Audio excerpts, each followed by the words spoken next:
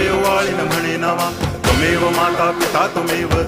बंधुश्च सखा त्वमेव विद्या द्रविणं त्वमेव सर्वं मम देव कायेन वाचा मनसेन्द्रियैर्वा बुद्ध्यात्मना वा प्रकृति स्वभावात् करोमि यद्यत् सकलं परस्मै नारायणायति समर्पयामि अच्युतं केशवं रामनारायणं कृष्णदामोदरं वासुदेवं हरि गिरिधरं माधवं गोपिकावल्लभं जानकीनायकं रामचन्द्रं भजे हरे राम